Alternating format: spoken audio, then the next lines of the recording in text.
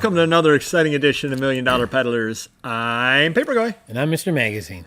And today we're going to show you some of the sales we made over the last week. Things to look for, hopefully a little bit of storytelling there for you, make it enjoyable for you.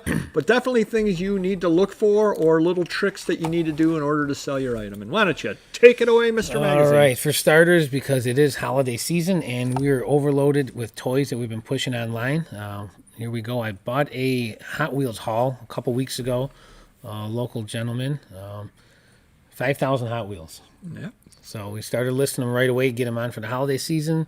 A lot of rare stuff, a lot of club pieces. This is another club piece, I believe, or it's a Volkswagen exclusive. That's what it is. There you go. But I took $90 on it. So. Nothing wrong with that. Nice little quick turnaround on that piece over there. Great for the holidays. The gentleman, I'm sure, either owns a VW bus or has always enjoyed a VW bus, probably collects those. So neat little item. And you can see the case it's in. It's got the tires, so right off the bat, it's got to be better.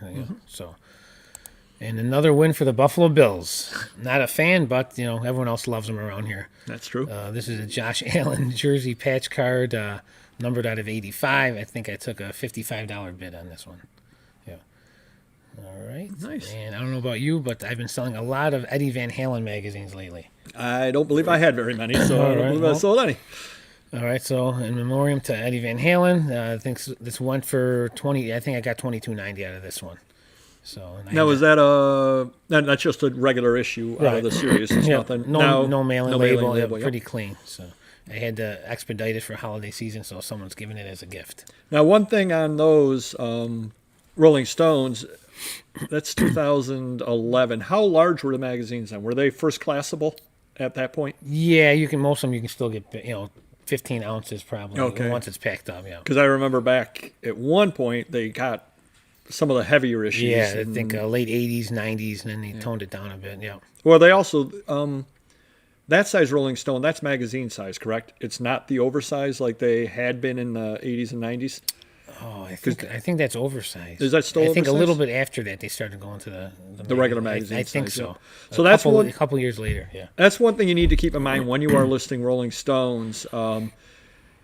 Assuming you're doing things right, which we would insist that you do, and you're not going to use media mail, which you're not allowed to use on a Rolling Stone magazine. You may have to switch your shipping up between priority and first class depending upon the size. One thing that you should have at this point. We can tell by feel on most of the things, but you should have a scale nearby so you can take a look, because there's nothing worse than selling a magazine and you're anticipating it can go first class and you wind up having to pay priority to the other side of the country. That's not a very nice surprise by any means. All right, moving on. We have so you've all heard about the shortage of sports cards in these Walmarts and Targets, so not a big deal, but if you can get any type of blasters out there on the shelf, this is baseball, it's not baseball season, end up going for $37. I think I paid $25, so you make a little bit of money. Now, of course, I know, but probably not everyone in the audience knows, so let's enlighten them. What's a blaster? It's a little rectangular box. It's got 50, 60 cards in it. They sell for generally $20 to $22 if you buy them from Walmart, Target, and so forth. This one's a mega box. It's a little bigger. Oh, so they're not. So when you're buying a blaster box, you're not buying packs in it. Some do have packs. Some do have just 50 or 60 cards. It'll tell you on the box if it has packs or not. Okay. Yeah. But there's 4 different sizes. There's the cello, which is one thick pack. There's the hanger, which is a little bigger. The blaster, which is a little bigger, and then the mega, which is bigger. So I guess what you're telling people is if you happen to be at Walmart anyway, take a look over in the card area, and if you find the various boxes, they're probably worth buying because you can make a couple of dollars off of them. Yeah, and Target, I think, limited 2 per customer. So really? It's still worth buying, though. Yep. All right. Another haul recently, big wrestling magazine collection. I purchased 2,000 wrestling magazines for a gentleman outside of New York State, so we had to pay for ship them in and so forth. But good stuff. This was I think this was a program or a WrestleMania program. Yep, $25. Andre the Giant, Hulk Hogan. Now, for people out there, obviously, even if you're not a wrestling fan, you've heard of both of those. Is either of those move merchandise better than the other, or are they both pretty popular? They're both pretty popular. Big fan base for both. They're both icons in the sport. Yeah, definitely.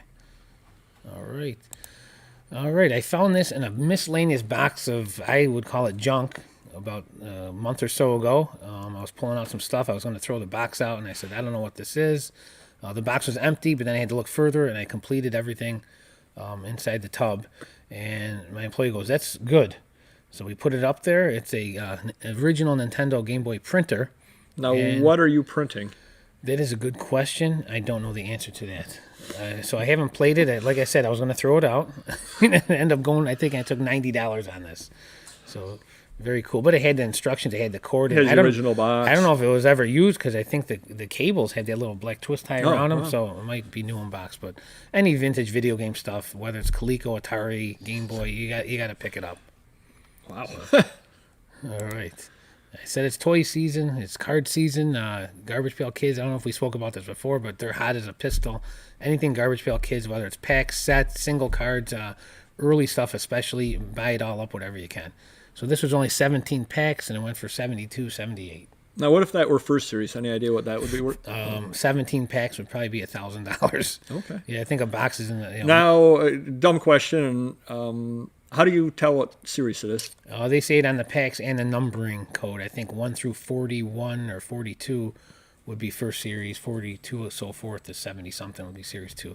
But they have guidebooks online. You can research all that stuff very easily. So basically, the lower the number on the card, if you can get a chance to get a pile of open cards, the lower the number, the better they are. Absolutely, yeah. And isn't that one of those sets they did like 1A and 1B? They did do 2A, yep, 2B. So same picture, they just changed the And name. there's on a it. few variants that go for crazy money, some short prints that I think they stopped production and changed it up halfway. But Now, who is that on the pack? looks like Adam Bomb to Adam me. Bomb. Sounds like a wrestling name too, but No lukewarm. no Paperboy. All right, next I picked up a set of these, and there were no comps at all on there, but I knew they were good because they were 25 years old and they were mint in package. I actually took a lower offer because I underpaid on the. I didn't pay a lot for them. I thought they were good, but not as good as this. But I think I took a $65 offer on this one. But there's a set of 4. I broke them up. These are the 4 different main Beetleborgs. So if you find them, even loose, I think they go for $20 a piece. And this is definitely gradable too. If you look at it, it's pretty sharp around the edges there. All right, what do we got? Oh, more cards. All right, I picked up a collection a few months ago. A gentleman built a bunch of sets from the 80s, and then he kept extra packs. 83 Topps football rack pack. This went for the 55, 54. And inside this one, which I didn't know, maybe you knew, but there's cello packs inside the rack pack, so they don't slide around, which is pretty cool. Yeah, because I had a lot of questions on it. I didn't know, but I had to look, closely at it. And there's 3 cello packs inside the rack. Okay, very nice. And the last haul from a week ago, this was an out-of-state haul from Pennsylvania. 1,000 McFarlane action figures, all unopened. So we had to rent a big truck for this one because it was about 40 tubs, or at least 40 to 50 tubs. But this is one that sold right off the bat. I think there was a couple of these in there. Limited edition, Jim Brown McFarlane, $50. Can't argue with that. Absolutely not. Jim Brown played football? I just knew he was an actor. Exactly. Alrighty. Next thing we got for you here. I don't have anything close to any of those this week, but hopefully you can learn something from me too. You can learn a lot from a dummy. This over here is an old check. And believe it or not, old bank checks do sell. Fairly easy to find overall because what will end up happening is somebody will be clearing out an estate and they'll get lots and lots of checks all from the same bank from the same person. So you can find at least your local ones, but I got lucky on this over here. And this is one of those that I still don't know exactly how I got the deal. I listed this in 2015, so this would have been end of 2014 or end of 2015. I got an email from somebody through eBay basically saying, hey, I see you saw a lot of paper stuff. Are you interested in buying checks? And I, sure. And they must have picked up a collection somewhere or other, and they listed them, and I think I paid $100 for 500 checks or something like that. And the nice thing about it was somebody's collection. So they weren't all 500 checks from First National Bank of Philadelphia. Yeah. There were some dupes in there, but they were essentially, if there were 500 checks in there were 450 different. Oh, nice. And that kind of deal does happen every once in a while. Be sure that if you do get that offer, A lot of people don't want to pay the fees to eBay and all that, but they do have to list it on eBay, and then you don't get in any trouble. It's not worth risking your account buying it by any means. But, they list it on eBay, private listing for you. You buy it. eBay's happy. You get the item. You're happy. You've got the protection through PayPal and eBay, or depending on if they're managed payments or not, how that all works. You've got all the protections as well. But old bank checks do sell, and I think I paid, 20 cents or something like that for it. And I did get the $14 plus the shipping. Back in the day was where it could have gone for $2. I did lose a little bit on the shipping because shipping prices have gone up some since 2015. But something or other that a lot of people may not know that sell, but they do actually sell. Next thing we have over here, took an offer on this. Again, I listed that a long time ago. Wow, yeah. Do you know who? Actually, he's not who I thought he was. I thought it was the guy from Law and Order, but it's from 1947. It's not the guy from Law and Order. But Ingrid Bergman and all that kind of thing. But I kind of show this to illustrate what I did wrong back then, and that's I did not show any other pictures. This was the only picture, which is fine. But now when I list playbills, I list the pictures that show the cast. And you'll find that it helps you because A, it'll sell, and B, a lot of times you'll get these emails from people that say, my aunt was a chorus girl. Was she in this one? Was she in this one? Because she's not in all of them, but she had said, I was in some of them. Whereas if you have it listed in there, then the people can look themselves, and then you don't have to try to find the item to look it up. So it only takes a short amount of time extra to list that, and it will definitely help. Now, again, this is one I did not list it on, but I wanted to illustrate, well, A, the long tail. 12 years is definitely a long tail on it. That's big. And B, the fact that I've changed things since then, and I find it helps a lot because I get a lot fewer questions. Next one we have over here, and this ties into something or other that I say all the time. I've kind of got a niche at this point, and I do say niche, not niche. I don't know who says niche. It's niche, at least in upstate New York and Ohio it is. A foreign magazine. And a lot of people want nothing to do with the foreign magazines. We have the video up that shows you how to use Google Translate using your camera and your phone. You can also type that in, find out what the things are about. Quick tip to you on a magazine like this, kind of page through. This has pictures, so you can find a picture of somebody, and the names are usually written in a way that you can read them, and then you can kind of do a little research on that. Or type in what it says around the picture and find out that, oh my goodness, this is important to mention, or it isn't something important to mention.